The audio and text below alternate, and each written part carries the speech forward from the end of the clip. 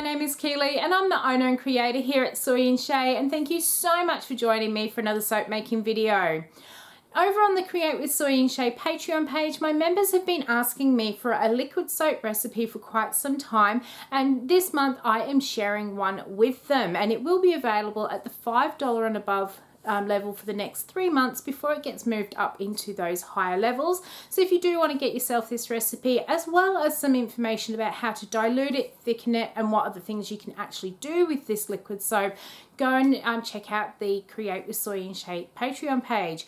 But for now, I'm going to show you my processes of how I make my liquid soap base. Let's go. Alright, so the first thing I have done is I have got my coconut oil already measured out into my crock pot, because my big coconut container is just too awkward to get here on camera. So I've measured out what I need. I'm going to let this just melt down in my crock pot, and then we're going to come back and we're going to put in all of our liquid oils. Now in my liquid soap recipe, the only hard oil I use is the coconut oil. That means that this recipe is in fact actually a palm-free recipe for anyone looking, and it is also vegan. Alright, so while our coconut oil is melting down, I'm going to prepare the lye water. One of the advantages to doing liquid soap and doing your hot process soap making is that you can actually use your lye water while it is hot, so pretty much as soon as it has cleared. So we're going to get this prepared now. I'm using my distilled water here. Let me just double check exactly how much I need. There it is. So we're not too far off. That's it. So I'm making a liquid soap. We want to be using potassium hydroxide instead of sodium hydroxide. So your sodium hydroxide will make a nice solid bar of soap, and your potassium hydroxide will make a liquid soap. Now hopefully we're not going to get too many bangs on the roof today. It is blowing an absolute gale outside and it is cold. Took the dog for a walk this morning. It said it was meant to be something like 12 degrees, but had a feels like temperature of 5.7, so it was absolutely freezing. Even now it's meant to be at about 17 degrees, but we've only got about a feel like of 10, so it is a very chilly day today, and the wind is what making it so cold. So I've been having all sorts of branches and stuff blowing onto my roof. Alright, so our potassium hydroxide is in there. You can see that it is starting to clear now. But what I like to do when I make liquid soap, just adding that potassium hydroxide is going to make this very liquidy, and just to get it to go a little bit thinner, or a little bit thicker I should say, I also like to add in some of my sodium hydroxide as well, which will help thicken it up naturally without having to work out how much salt and things to put in at the end of the process. So I'm just going to add in my little bit here. Over on the Patreon page I have explained exactly how I've worked out how much potassium hydroxide and sodium hydroxide I need to create this liquid soap. So I'm just going to give that a stir. As soon as this becomes clear, then I know that this is actually then ready to add into our oils once we have got that all done. My coconut oil is still melting down, but as soon as that's done we'll add in our soft oils, and then we will get our lye in there. Okay, so all of our coconut oil has now melted down, and it's time to add in all of our other oils. I'm going to be adding in some canola oil, rice bran oil, olive oil and castor oil.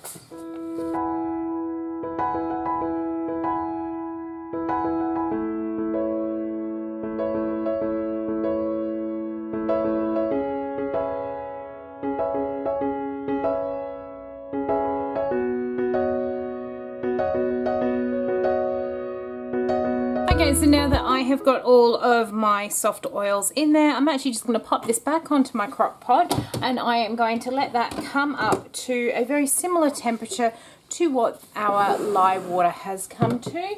Let me just grab the thermometer here. So we're sitting at about 50 degrees in our lye water there. I'm sitting, oh, it's about 43 degrees. Oh, 43, 44, so that only needs to come up just a little bit. Once these are at the same temperature, I am going to pour my lye solution into the oils. Alright, so the next part is very similar to making a solid soap, where we are going to pour our lye solution into our oils. Now, one tip I will give to you is if you are going to be making liquid soaps, when you buy your stick blenders, I try and buy 2 of the same stick blender. Liquid soap can really take it out on your stick blender, especially the cheap one, so you need a really good one for doing it. As soon as I start to feel the shaft of my stick blender getting warm, I change them over to give them a rest, because I have blown stick blenders in the past from using them too much. So now I always make sure I've got 2, so I can actually easily swap over the bottom part of the stick blender and we don't overheat. So what I'm now going to do, I'm going to turn my stick blender up just a little bit here. I am going to pour my lye solution in here, and it takes a lot longer to get this to trace than what it does a solid bar soap. So I'm going to keep mixing this, giving it a rest every couple of minutes so we can let the stick blender rest in between. And I'm going to blend this up until we come to trace, and you'll see what that looks like soon.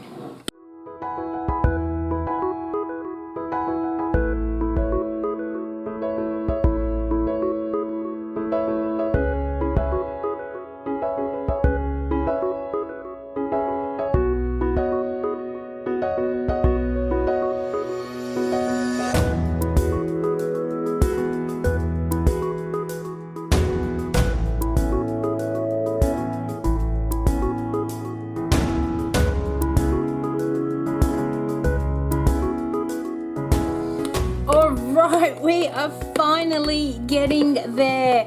What I tend to find with my recipe is that just before it starts getting into this sort of trace stage, it looks a bit like mashed potato, I can actually see that it looks like it's emulsified, then all of a sudden it starts splitting out and it looks like it's not going to work, and then all of a sudden I get into this sort of mashed potato stage. Well, it's a very runny mashed potato stage, but it is a very thick trace here, and I can see that it is holding together, but I think it needs just a little bit more of a blend because I can see some little streaks of oil in there. So I'm just going to give that another quick pulse with my stick blender here.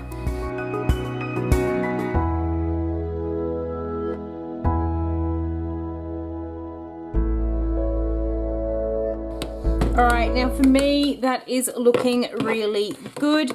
As I said at the beginning of the video, there is no right or wrong way of actually getting your soap into this sort of stage. Some people don't bother mixing it to this stage. Some people would actually mix it a little bit more. There is no right or wrong. I just find this method works for me. A couple of things I will actually say to you though, if you are making liquid soap, this is the one time I do make sure I have got long sleeves on. Even in summer, I make sure I have something covering my arms. As you can see, this pot is way too big for the amount of mix I've got in it, and I get a lot of splashback from it. And the reason I do it is because you end up with all this soap stuck to the side of the pot here, and when I go to dilute it, I want to make sure I've got every last bit of soap paste in my dilution. So I like to put it into a bigger pot, and then I can actually dilute it in this pot as well, make sure that I've got every bit of that soap. It also makes it easier to clean the dish as well. If you don't want that sort of splashback, just put it into a smaller pot when you are making it, and when it comes to dilute it, that's when you transfer it into a bigger pot to do so. But because I do it this way, I make sure I've got my long sleeves on, as always got my gloves on. I wear my goggles throughout the whole process of blending it, and I do also have a face mask that I put on as well, and that is just to protect around the mouth and nose area from splashback, because those areas are very sensitive. Plus I don't want to get any splashback into my mouth either. That's not nice.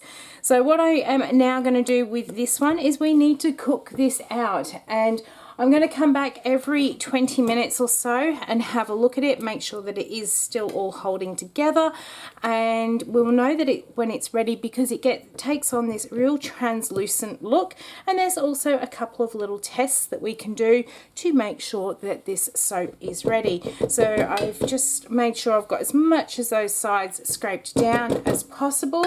I am going to turn this down to low so we don't burn it, and I'm just going to let it sit here and do its thing, and we'll be back in about 20 minutes to check on it. Alright, so I am here for my first stir of this, and it is looking really good here. You can see it's going thick. It's taking on that bit of a translucent look there. I like to stir it in between just to make sure it is not burning on the edges of the crock pot here. If it is, I just turn the heat off for a little while, let the pot cool down before turning the heat back on. But this is looking really, really good so far. Really pleased with it.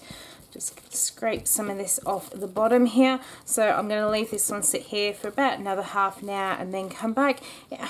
I'm thinking this one today is going to take me about an hour and a half, maybe 2 hours before this is going to be ready. So I'm just going to come back every half hour, give this a stir, and then when this is ready, I will bring you back and show you what it looks like before we actually dilute this one down. Okay, so this has been cooking for about 2 hours. It is looking beautiful. When you actually look at it before you disturb it too much, it takes on this real translucent look to it, and it is just looking so nice for me. What I am now going to do is test to see whether this is actually ready, and what we want to test is for clarity as well as to ensure that the lye has all been used up. So I'll just give this a bit of a stir here just to make sure that it is all lifted off. Now sometimes you'll see people make their liquid soap, and this will be a really solid mass, but I think because I do that combination of sodium hydroxide and potassium hydroxide, I always get a soap paste that is actually quite pliable. I have done it before where I only have the potassium hydroxide, and it's certainly not as pliable as what this one actually is. What I have got over here in this jar is some distilled water, and I have warmed it up, and what I'm going to do is just pop this onto my little set of scales here, turn them on so it tears out, and I'm going to take out some of this soap paste, just pop it in to my little jar, just a little bit more there, and I am just going to give that a stir until it all dissolves down. And what I'm checking for is to make sure that as this dissolves down, that it takes on either a clear or it may have a slight cloudy appearance depending upon the oils that you have used to make your liquid soap with. Now there is a difference between it being milky and cloudy. You don't want it to be milky, and generally if it's milky you can't actually see through the solution. If it's cloudy you can usually see a little bit through the solution as well. So I'm just going to give this a bit of a stir until all of that soap is diluted down. Alright, so I have stirred that. We are almost completely dissolved, and you can actually see that this is clear. You can see through the bottom of my jar. If I could actually tip this on its side for you, you'd be able to see it through the side of the jar as well, and it's got this really beautiful sort of amberish look to it when I look through the side of the jar. So I'm really happy that that is now all saponified in there. If it wasn't completely saponified, that is when you end up with this really milky looking solution, and as I said, the milky means that you can't actually see through it. Occasionally you will end up with a cloudy solution, and that would be because you actually have a oil in there that may be unsaponifiable, and you end up with that little bit of cloud, but you can still actually see through the mix. So I'm really happy with that. We also do want to double check that all of the lye has been used, but the fact that that has gone nice and clear shows it is saponified and the lye has been used. But if you want to double check, unfortunately here in Australia we can't get that ingredient. I believe it's phenolphthalein or something like that.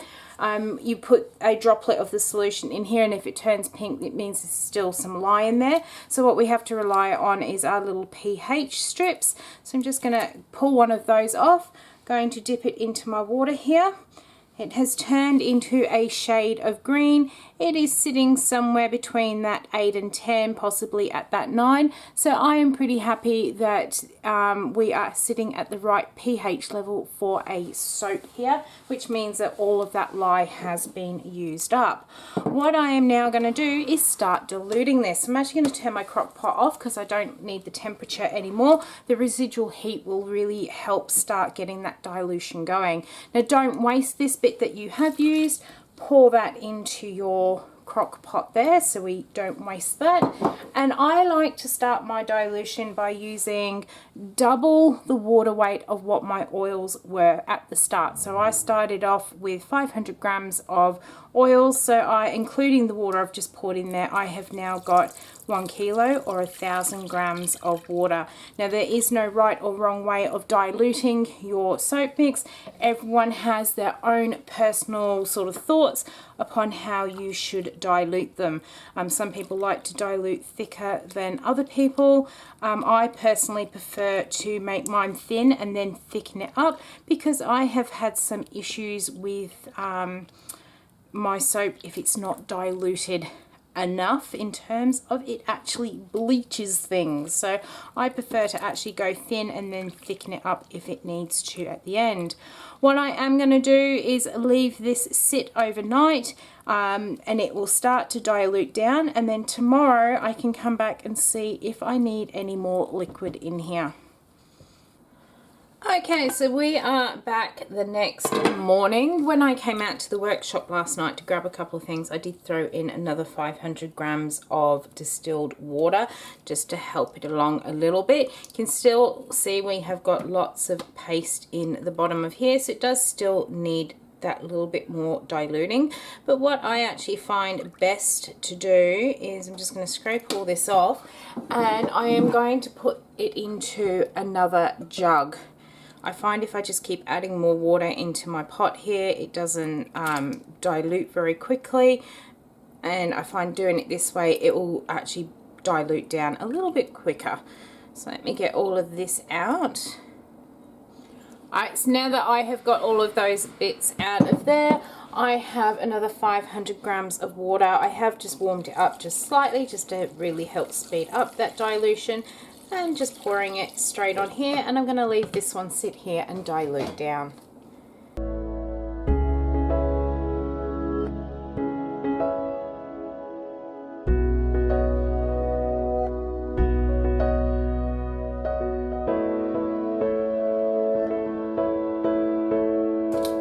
Okay, so our liquid soap base is now all ready. This base gets used for both my foaming hand wash, where I actually thin this out even more so it can get that foaming action through the pump bottles, or I thicken it up a little bit and I use it as a hand and body wash. And I have instructions on the recipe sheet on how to both thin it out and thicken it up for the different applications as well. So I do hope you have enjoyed watching how I made my liquid soap base. If you did, why not leave me a thumbs up and any comments down below. And until the next video comes out, I hope you have a good one, and I'll see you then. Bye.